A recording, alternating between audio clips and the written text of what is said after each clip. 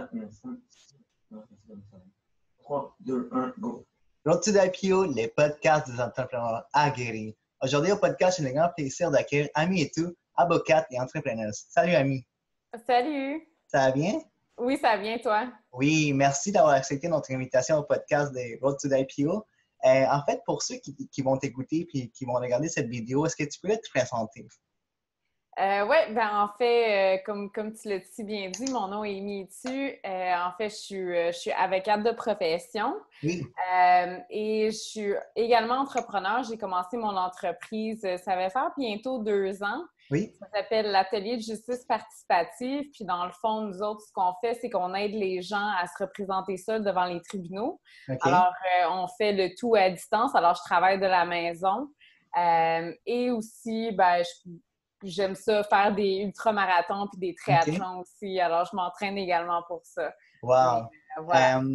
En fait, on va parler un peu de ton parcours scolaire parce que je sais que tu avais fait un parcours différent avant d'être avocate. Oui.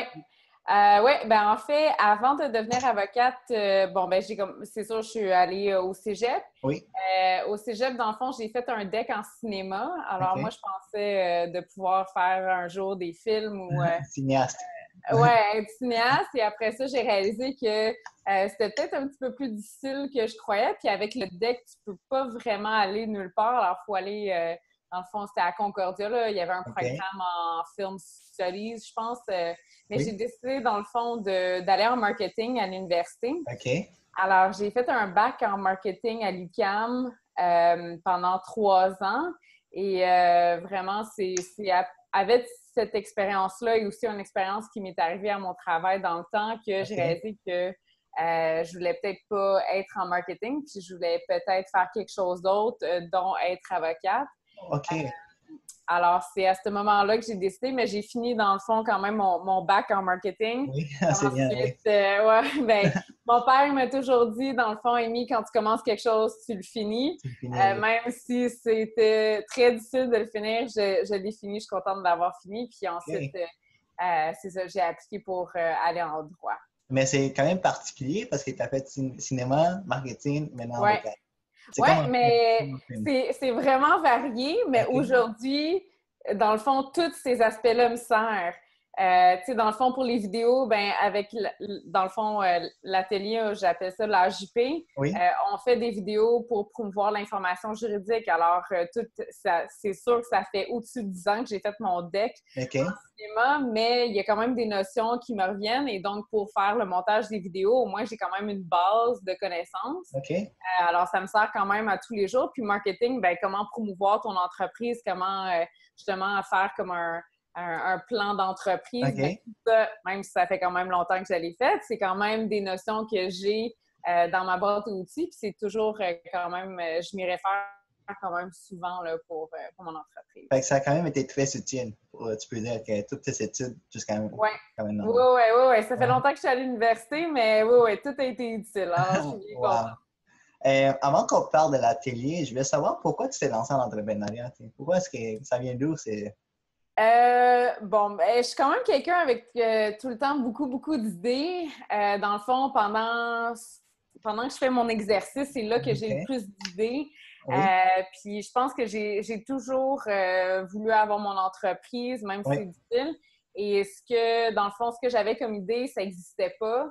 Alors, je me suis dit, si ça n'existe pas, il faut le créer. Puis, dans le fond, il y avait quand même un besoin pour une entreprise comme la nôtre. Et donc, je me suis dit que c'était quand même... toujours une entreprise, c'est un gamble, mais si tu fais ton étude de marché puis tu le sais qu'il y a une demande, dans le fond, tu peux un peu... tu peux te lancer, en fait. Tu peux te lancer. Ouais. Dans le fond, tu as comme une certaine sécurité-ish, mais c'est toujours un risque. Mais je suis quand même très contente de l'avoir fait. Mais c'est ça, c'est que dans le fond, il y avait rien qui existait en ce moment. On est quand même un peu révolutionnaire, là, si on peut dire ainsi. Là. Mais dans le fond, c'est ça, il n'y avait rien d'autre. Puis pour moi, c'était quand même quelque chose qui me tenait à cœur. Alors, je voulais absolument le faire. Oui, tu avais tous les éléments pour te lancer, en fait. Tu avais les marchés, tu avais vraiment les besoins, puis en plus, tu avais l'expérience. Fait que tu t'es lancé. Ouais. En fait, parlons un peu de l'atelier de justice participative. Oui. Est-ce que tu peux vraiment en parler plus?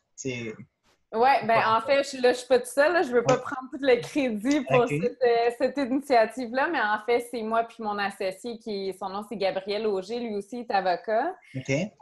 Alors, dans le fond, bon, la raison d'être, c'est que les deux, on a eu des expériences quand même similaires, mais différentes. Quand on a fini notre bac en droit, on a fait notre stage du barreau, on a travaillé en cabinet privé. Et moi, de mon côté, ce que j'ai réalisé, c'est que il y avait des gens qui voulaient se représenter seuls devant les tribunaux, mais il n'y avait pas d'avocat pour les aider ou les accompagner pendant le processus. Oui. Dans le fond, nous autres, les mandats qu'on prenait au cabinet, c'était vraiment uniquement de les représenter puis de prendre le dossier de A à Z, alors qu'il y avait beaucoup de gens qui voulaient, exemple, juste un conseil par rapport à une demande qu'ils ont écrite ou qui avaient juste besoin d'un avis juridique par rapport à telle et telle situation. Il n'y avait pas d'avocat qui voulait l'offrir ou s'il y en avait, bien, très peu, mais je pense qu'il y en a pas beaucoup. Alors, et dans le fond, de plus en plus, les gens se représentent seuls devant les tribunaux. Alors, c'est quand même une réalité, soit parce que les gens n'ont pas assez d'argent justement pour payer un avocat pour prendre tout le dossier en charge, soit parce qu'ils font pas confiance aux avocats parce qu'ils ont eu une mauvaise expérience dans le passé, ou parce que eux ils se disent, ben je vais être capable, si je connais mon dossier, je veux bien le mener, et donc je pense que je vais être capable de le faire. Alors, il y a quand même plusieurs facteurs qui font en sorte que de plus en plus, les gens se représentent seuls devant les tribunaux. Mais, dans le fond, c'est sûr que d'avoir des conseils d'avocats, quand on se représente ça, c'est sûr que ça peut augmenter les chances de succès parce que c'est sûr qu'on a une formation quand même pointue, mais on est capable justement de réorienter le dossier. Des fois, les gens ils pensent, OK, bon, ben c'est en vertu de tel article que je fais mon recours. Mais dans le fond, nous autres, quand on regarde le dossier, on dit non, c'est pas cette façon-là que les tribunaux ont interprété l'article. C'est plus en vertu d'un autre article. Alors, on est capable, dans le fond, d'aider les gens, de les orienter pour, dans le fond, augmenter les chances de succès de leur dossier. Mais dans le fond, c'est des choses qui ne se faisaient pas en ce moment parce que c'est quand même des mandats vraiment ponctuels. Alors, c'est de cette idée-là, puis l'idée aussi de l'accès à la justice qu'on a décidé de partir cette entreprise-là. Et en fait, on travaille à distance. Alors, en ce moment, on a des dossiers... Oui, on a des dossiers, dans le fond, partout au Québec. Alors, on a des dossiers à Rouyn-Noranda, à Gatineau, à Montréal, Sherbrooke, des petites régions au Québec où je ne sais même pas... c'est des villes qu'on n'entend pas souvent parler, mais c'est un peu aussi la réalité. C'est que les gens en région, ils ont très peu de ressources pour les avocats. Ils n'ont pas accès aux avocats aussi. Exactement. Tu sais, non seulement il y a une problématique par rapport à la proximité. Alors, si on habite, je ne sais pas, à 2 heures d'un bureau d'un avocat, bien nécessairement, à chaque fois qu'on rencontre son avocat, il faut conduire 2 heures pour aller, conduire 2 heures pour revenir. C'est quand même, ça prend beaucoup de temps. Mais il y a aussi le fait qu'il y a quand même beaucoup de conflits d'intérêts en région qu'on ne réalise pas. Alors, exemple, la partie adverse connaît et amie avec les 2 autres avocats qui sont disponibles, mais finalement, toi, tu te retrouves avec pas d'avocat parce que personne ne peut te représenter. Alors, c'est des petites affaires qu'on réalise au fur et à mesure qu'on fait notre propre pratique, qu'on réalise la raison pourquoi les gens viennent nous voir, c'est parce que justement qu'il y a des problèmes un peu en région, un peu partout, et dans le fond, eux, ils veulent se représenter seuls. Alors, nous, ça nous fait plaisir de les aider avec notre expérience qu'on a. Fait que vous allez leur donner des conseils, vous allez vraiment leur aider vraiment pour qu'ils puissent se représenter tout seuls. Dans le fond, ce qu'on fait, c'est que c'est des mandats vraiment ponctuels. On peut aider pour la rédaction des procédures, on peut aider justement à les préparer pour aller à procès, faire leur plan d'argumentation, on leur explique c'est quoi les règles de procédure. Vraiment, c'est vraiment varié, mais c'est vraiment de l'accompagnement juridique qu'on fait. Mais est-ce que tu penses que ça va être vraiment la façon de faire dans le futur? Est-ce que de plus en plus de monde vont commencer à se représenter tout seul? Puis, voyons, les avocats, c'est quand même cher, là. Puis des fois, comme tu dis, on ne sait pas s'ils vont faire bien leur job ou non. Est-ce que tu penses vraiment que le monde va de plus en plus aller vers cette option-là? Je sais que c'est sûr qu'on voit qu'il y a quand même une tendance qui augmente, que les gens se représentent seuls. Est-ce que c'est la solution du tout? Je veux dire, on fait partie de la solution, mais l'accès à la justice, c'est quand même une problématique qui est multifactorielle, si je peux le dire comme ça. Dans le fond, il y a beaucoup, beaucoup de points qu'on doit absolument revoir dans notre structure de comment qu'on gère les tribunaux, comment qu'on fait affaire justement avec nos clients. Je veux dire, c'est pas normal que les gens craignent aller voir un avocat. Je veux dire, on est là pour les aider, on est là pour trouver des solutions à leurs problèmes. Alors, il y a quand même un peu aussi... il faudrait revoir aussi notre image, puis comment ça se fait que on est arrivé à où on est arrivé aujourd'hui, puis pourquoi les gens ne nous font pas confiance. Alors, on a essayé, avec notre initiative de revoir le tout, mais c'est sûr qu'on est juste une petite goutte, mais on n'est pas la solution à l'accès à la justice. C'est vraiment un gros problème que, dans le fond, le gouvernement, puis le barreau et tout le monde doit, dans le fond, concentrer ses efforts pour essayer de revoir, OK, bon, ben, comment ça se fait qu'on est rendu là, qu'est-ce qu'on peut faire aujourd'hui pour améliorer puis que les gens aient confiance dans notre système et qui veulent aller voir un avocat quand ils ont des problèmes parce que c'est comme les médecins, quand on est malade, on peut regarder sur Google, c'est bien le fun, on va trouver de l'information, mais ultimement, c'est le médecin qui va pouvoir nous donner un diagnostic puis pouvoir nous aider. Alors, c'est un peu la même chose, mais de plus en plus, les gens décident de ne pas aller voir des avocats, mais il faut qu'ils soient bien conseillés. Il faut qu'il y ait des outils pour aller se représenter tout seul. Il ne peut pas aller juste comme ça. Bien, c'est ça. C'est qu'en ce moment, il y a quand même beaucoup d'informations disponibles en ligne. Puis nous autres, on rajoute là, à cette information-là d'une différente façon, là, parce qu'en ce moment, il n'y a pas vraiment beaucoup de vidéos YouTube d'avocats. Là, parce que s'il y en a, ils ne sont pas super bons. Je dis pas que les miens sont excellents. Là. Je fais ça vraiment juste comme pour le fun. J'essaie de vulgariser un peu les notions parce que c'est bien beau d'écrire des articles, mais il y a quand même des gens qui veulent avoir une vidéo rapide qui vont expliquer genre une notion, qui est la réponse au lieu de prendre le temps puis de lire un article. Alors, on offre quelque chose de différent, mais tu sais, c'est ça. On essaie de faire les choses différemment, on va voir, mais c'est sûr qu'il y a quand même beaucoup de choses à faire par rapport à l'accès à la justice. Puis, vous êtes basé à Sherbrooke ou quand même vous avez d'autres bureaux? C'est vraiment juste Sherbrooke? Oui, bien en fait, vu qu'on travaille de la maison, moi, dans le fond, je travaille de la maison, mon associé aussi travaille de la maison. Alors, moi, j'ai un bureau, oui. Je rencontre pas des clients directement à mon bureau, mais oui, mon bureau est à Sherbrooke. Mon associé est à Montréal. Et là, justement, on est en processus là, de regarder pour possiblement ouvrir un bureau à Montréal. Oui. Alors, on regarde ça pour peut-être l'hiver qui s'en vient. Donc, dans le fond, le but aussi, quand on a fait l'entreprise, c'est de mettre nos coûts vraiment au minimum pour qu'on puisse offrir des services abordables. Alors, c'est sûr que si, je veux dire en anglais, là, notre overhead cost est bas, bien nécessairement, on est capable quand même de faire de l'argent en facturant quand même des honoraires beaucoup moins que ce qui est en ce moment sur le marché. Alors, on essaie de garder les dépenses au minimum, mais là, c'est sûr qu'on commence à prendre l'expansion, puis on aimerait ça avoir, un bureau physique marqué en gros AJP. Même que mon associé, on parlait d'avoir genre une rampe de skate dans le bureau. Moi, je veux genre une machine pour faire des smoothies aux clients. Mais vous êtes vraiment différents, là. Vous êtes vraiment différents. Oui. Oui, on est très, très différents. Mais je pense que c'est un peu la réalité des jeunes aussi, là. Les millennials, on est très out of the box. Puis je pense qu'il faut essayer de promouvoir ça de plus en plus. Là. Oui. Mais avant de passer à la deuxième partie du podcast, je voulais savoir sur quelle plateforme les gens peuvent te contacter. Oui, bien en fait, pour tout ce qui est l'atelier de justice participative, on a un site justement que je dois refaire un peu, là, mais dans le fond, c'est atelierjustice.com. Parfait. Il va y avoir des modifications justement parce que là, on vient tout juste de commencer un podcast nous-mêmes aussi. Le podcast, ça s'appelle Les avocats vulgaires. Là, justement, on est en processus là, de le mettre, le télécharger, qu'il soit sur toutes les plateformes comme Spotify puis iTunes. Alors là, on est en processus. Sur YouTube, c'est l'Atelier de justice participative.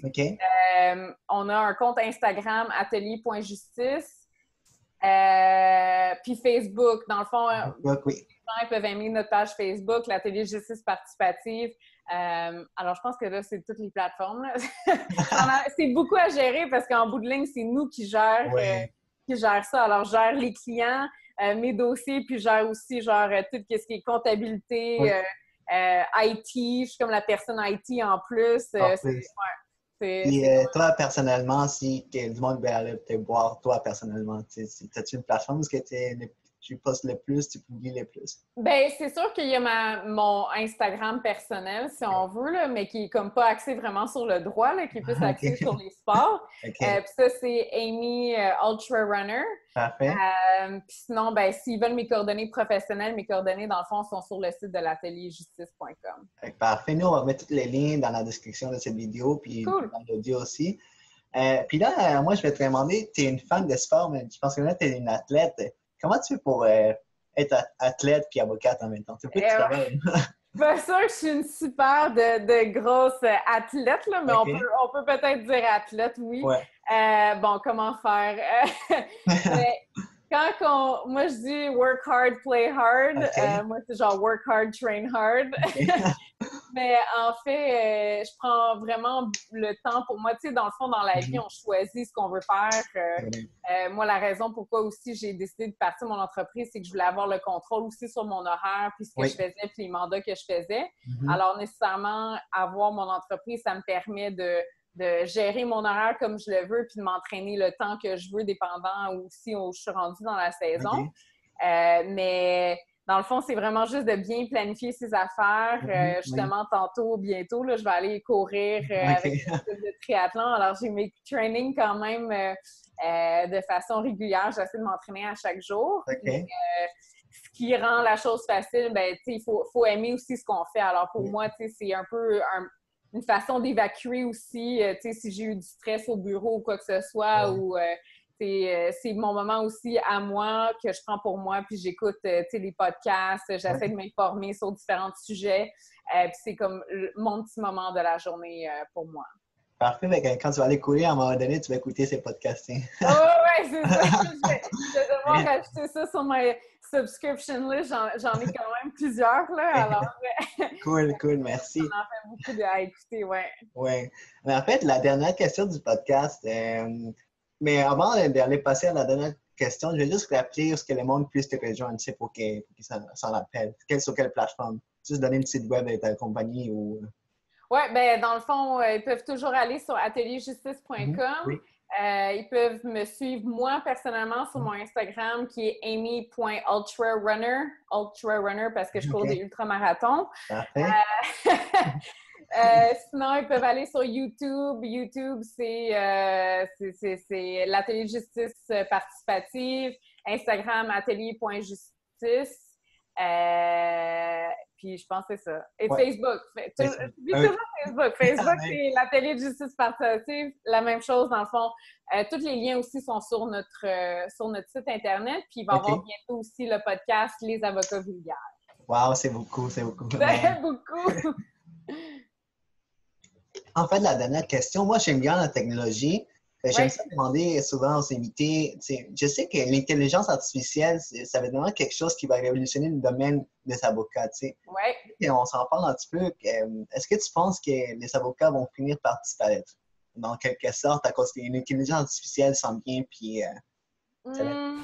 Qu'est-ce que tu en penses? C'est une super de belle question parce que justement, j'ai souvent des conversations, surtout avec un de mes collègues justement qui a un projet à la maîtrise en intelligence artificielle puis l'accès à la justice. Je pense pas que les avocats vont disparaître. Je pense plus que notre rôle va changer. Et ça, je pense que c'est une réalité qu'il faut assumer et faut avoir les bras grands ouverts pour le changement parce qu'effectivement, je pense que notre rôle va changer, mais je pense qu'on est toujours utile parce que la loi, c'est pas noir ou blanc, il y a toujours des zones grises et même avec l'intelligence artificielle, je pense que oui, ça peut nous aider dans notre pratique, ça peut peut-être aussi prendre des décisions dans certains cas, mais c'est sûr qu'il y a toujours un facteur humain que nous, on offre qui peut effectivement aider dans certaines causes. Encore là, on ne sait pas trop comment on va utiliser l'intelligence artificielle en droit. Je pense déjà juste les bases de données pour chercher, exemple, les jurisprudences ou les articles de loi. Je pense que pour ça, c'est clair qu'on va l'utiliser de plus en plus. Après ça, pour les décideurs, est-ce que ça va remplacer un juge? Est-ce que ça va remplacer une opinion juridique par un avocat? Possiblement. Mais moi, dans le fond, moi, je suis prête à ce que notre rôle change. Puis je souhaite aussi que notre rôle change parce que on peut pas vraiment garder les choses comment elles le sont. Puis il faut évoluer dans la vie. Alors, moi, je suis vraiment ouverte là, à ce que mon rôle change. Puis j'ai vraiment hâte de voir ce qui s'en vient. Là, avec toi, t'es ouverte d'esprit, là, pas comme les restes des autres avocats. Il y en a qui sont pas vraiment ouverts d'esprit. Mais on va je ne fais aucun commentaire sur les autres. Mais je pense, dans n'importe quelle pratique, que ce soit les avocats, que ce soit les médecins, que ce soit les comptables, peu importe, il y en a toujours des gens qui sont résistants au changement. Puis ça, c'est la réalité. Mais je pense qu'aujourd'hui, les choses changent tellement rapidement qu'on n'a pas le choix d'être ouvert au changement, peu importe. Là, même par rapport à la météo, dans le fond, tout dans notre vie change rapidement. La Terre continue à tourner. Il faut être prêt là, pour le changement. Puis là, j'aimerais reprendre. Il y a seulement d'autres avocats qui sont ouverts d'esprit. Oui, il y en a plusieurs. Je ne suis pas toute seule. Il y a aussi mon associé, puis il y en a plein d'autres aussi. Là. On n'est pas seul, on veut le changement, puis je pense qu'en montrant que c'est possible de le faire, puis qu'on est capable d'innover en droit, l'innovation puis le droit, ça existe et c'est profitable pour tout le monde et c'est bénéfique aussi pour nos clients. Wow, mais merci beaucoup pour cette belle entrevue podcast. Ça fait plaisir. Oui, fait que merci Ami et tout pour cette entrevue. Puis nous, on va se revoir pour notre podcast. À la prochaine.